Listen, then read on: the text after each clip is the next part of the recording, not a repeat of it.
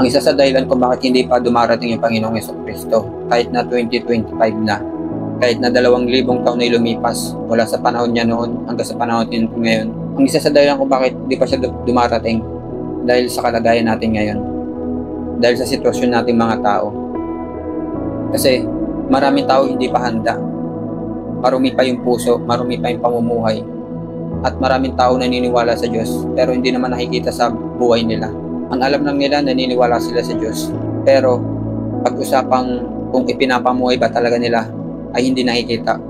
Hindi nakikita yung bunga ng pananampalataya nila. Kaya nga binabalaan tayo ng Panginoon na hindi lahat ng tumatawag sa Kanya ay makakapasok sa karyan ng langit.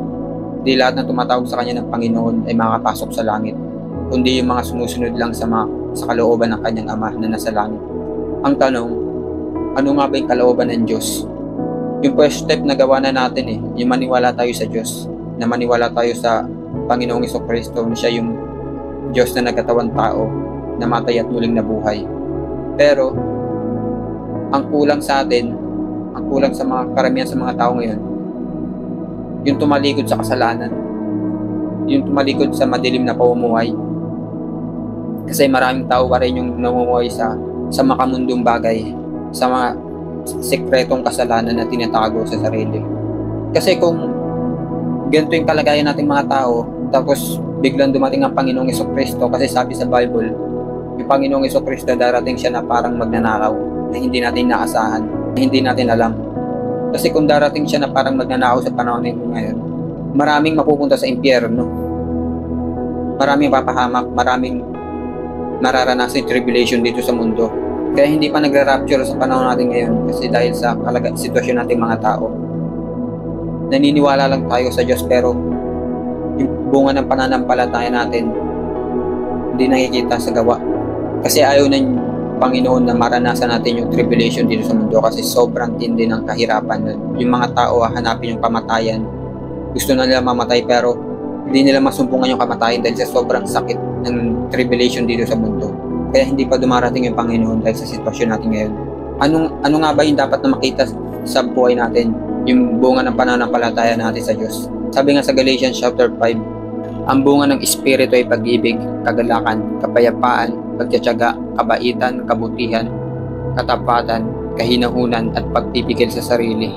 Kaya magtaka tayo kung talaga bang maliligtas tayo kapag namatay tayo sa mundo nito, o kaya dumating na yung Panginoon. Kasi sa araw ng paghuhukom, maraming tao yung magko-complain na sinasabi nila, naniniwala sila sa Panginoon, nagpalaya sila ng demonyo, gumawa sila ng himala sa pangalan ni Jesus. Pero ang kulang sa kanila yung pagsunod sa kalooban ng Diyos. Yung makita yung bunga ng pananampalataya nila, yung malinis na pamumuhay, malinis na puso. Ayun yung kulang sa atin malinis na puso. Marami kasing mga tao ngayon na ginagamit lang yung pangalan ng Diyos, pangalan ng Panginoong Jesucristo para pagkakitaan, pero yung puso marumi, di nagbubunga yung pananampalataya nila, kaya kabahan na sila sa araw ng paghuhukom. Hindi ka makikilala ng Panginoon kung hindi ka nagbubunga, kasi yung kaligtasan one-time decision, na mag-decision ka na tatalikod ka na sa kasalanan, na araw-araw ka na magbabasa ng Bible, nananalangin. Kasi kung naniniwala ka sa Diyos tas hindi ka nananalangin, hindi ako naniniwala ka talaga sa Diyos. Kasi yung panalangin pakikipag-usap sa Diyos. Ang panalangin ay bunga ng pananampalataya.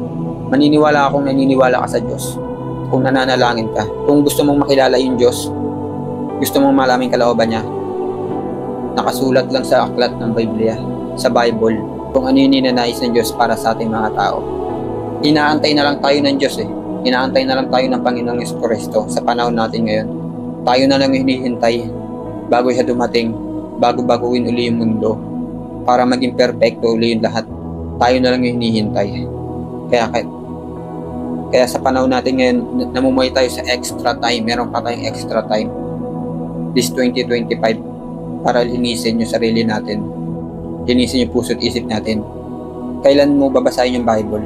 Kasi isa sa way para luminis tayo ay yung salita ng Diyos. Dahil ang salita ng Diyos ay perfecto, tumatagos sa kaibuturan ng ating puso.